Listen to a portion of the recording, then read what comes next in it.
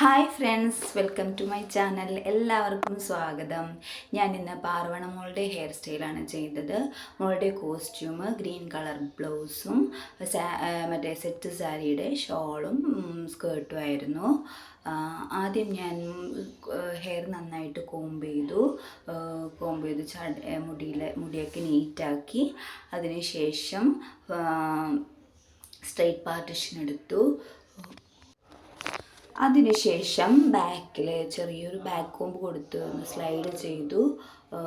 വലിയതായിട്ടൊന്നുമില്ല, ചെറുതായിട്ട് ഒന്ന് നീറ്റായിട്ടിരിക്കാൻ വേണ്ടി മാത്രം ചെറിയ പാർട്ടായിട്ടെടുത്തു.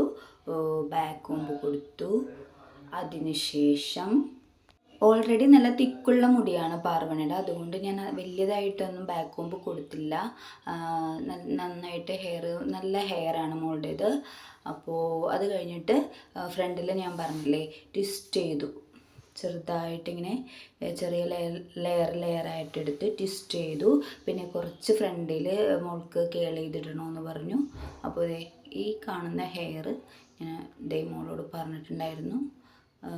ഞാനത് അവളെ കൊണ്ട് പിടിപ്പിച്ചു. എന്നിട്ട് ട്വിസ്റ്റ് ചെയ്തു സ്ലൈഡ് ചെയ്യാണ് ചെയ്തത്.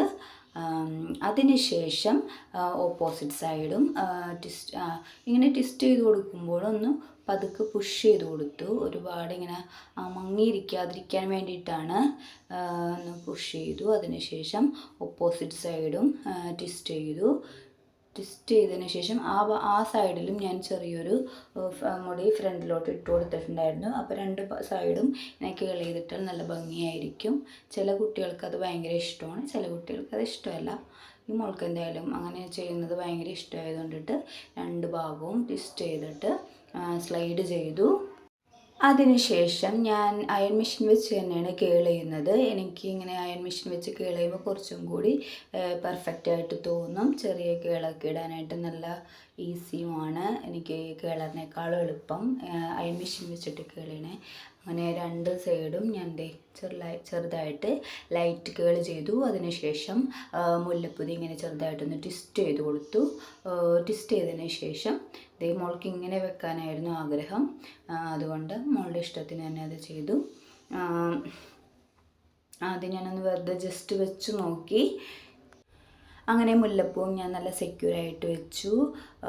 കുറച്ച് ലൂസാക്കിയാണ് വെച്ചത്, കാരണം നമുക്കിങ്ങനെ നോക്കുമ്പോൾ പുറത്തോട്ട് കാണുന്ന വിധത്തിലായിരുന്നു മുല്ലപ്പൂ വെക്കേണ്ടിയിരുന്നത്. പിന്നെ കുറച്ച് ലൂസാക്കിയാണ് ആദ്യം വെച്ച് കൊടുത്തത്. പിന്നെ അത് നീറ്റാക്കി കൊടുത്തു. വീഡിയോ എല്ലാവർക്കും ഇഷ്ടമായാൽ ലൈക്ക് ചെയ്യണം, കമൻറ്റ് ചെയ്യണം, സബ്സ്ക്രൈബ് ചെയ്യണം. താങ്ക്